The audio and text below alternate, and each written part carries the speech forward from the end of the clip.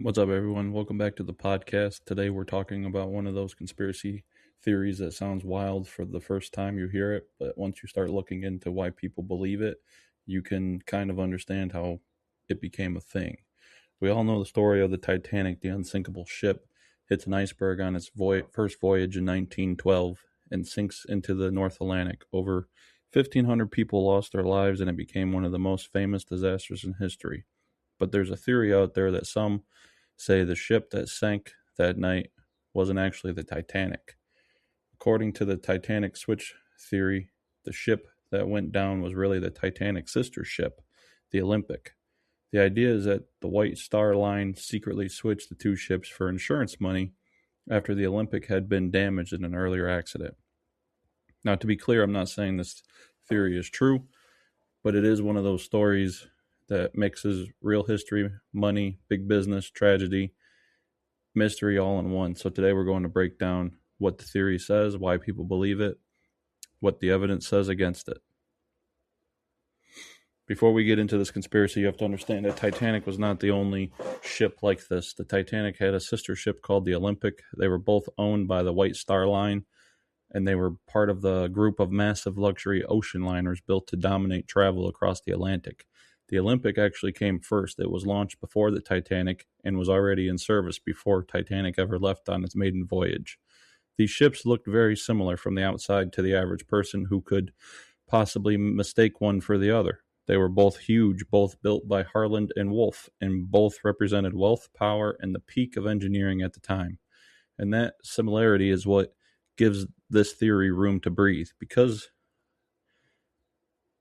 of the two ships, they almost look the same. People start asking, could they have been switched?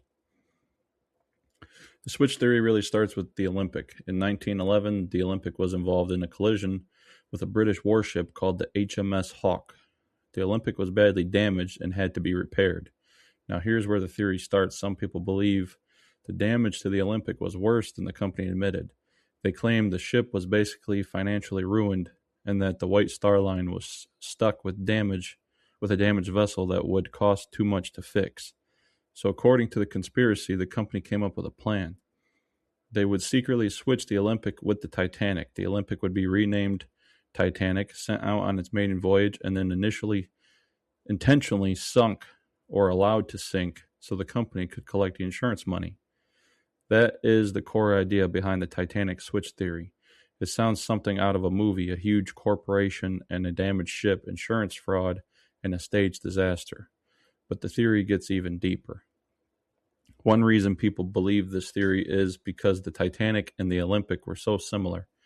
They were sister ships, and they had a lot of the same design features. To someone who wasn't an expert, they could look almost identical.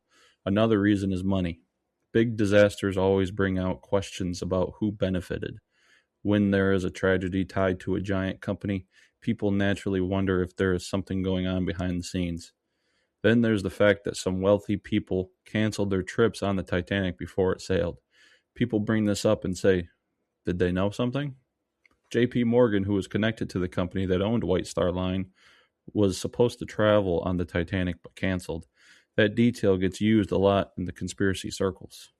There are also claims about differences in the number of portholes on the ships, changes in the names on the parts of the wreckage, and supposed signs that the wreck looks more like the Olympic than the Titanic. Again, I'm not saying those claims prove anything, but those are the kinds of details people use to keep the theory alive. The insurance fraud part is probably the biggest piece of this theory. The claim is that the White Star Line wanted to get rid of the damaged Olympic and collect the insurance payout by pretending it was the Titanic. But there's a big problem with that argument.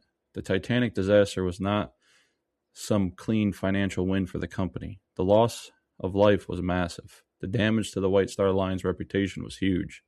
Lawsuits, investigations, public anger, and long-term consequences followed. Even if there was insurance money involved, the idea that the company would intentionally risk passengers, crew, and its own future is a huge claim, and huge claims need huge evidence. That's where the switch theory starts to run into trouble. The biggest argument against the Titanic switch theory is that the ships were not actually identical. They looked similar, yes, but they had differences. The Titanic had changes and upgrades that the Olympic did not originally have. There were differences in the window layouts, interior design, and construction details. Also, switching two massive ocean liners would not have been easy.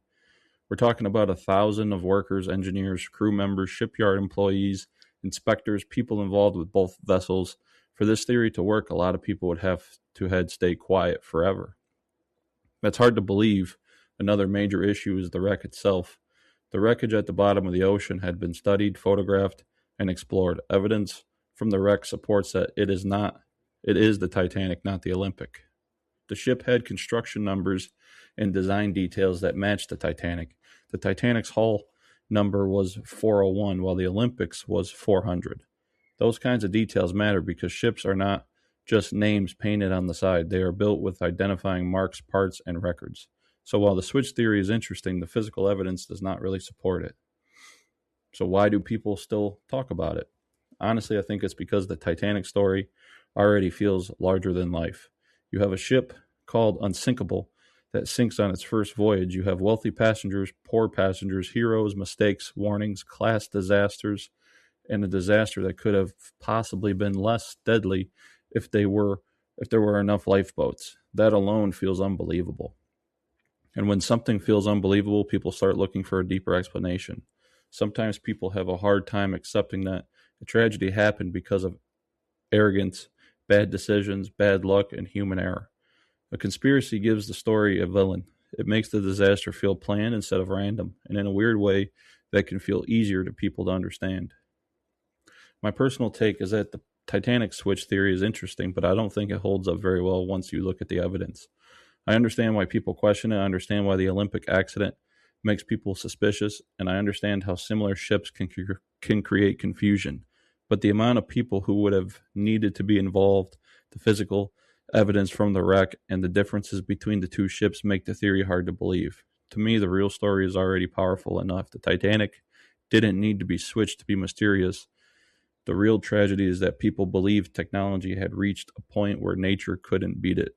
And then when one iceberg proved them wrong. So that's the Titanic switch theory. Was the Titanic secretly swapped with the Olympic for insurance money? Some people believe it. The theory has been around for years and it still gets attention because it mixes history, money, tragedy, and mystery. But based on what we know, the evidence points to the ship at the bottom of the Atlantic being the Titanic. Still, it's one of those theories that shows how people look at major events and ask, what if there's more to the story? And honestly, that's why topics like this make for a great podcast episode. Because even when a theory doesn't fully hold up, the questions behind it can still reach us. Something about history, trust, greed, and human nature. That's all for this episode, but if you enjoyed this one, we'll keep digging into more strange theories, historical mysteries, and stories that make you stop and think. Until next time.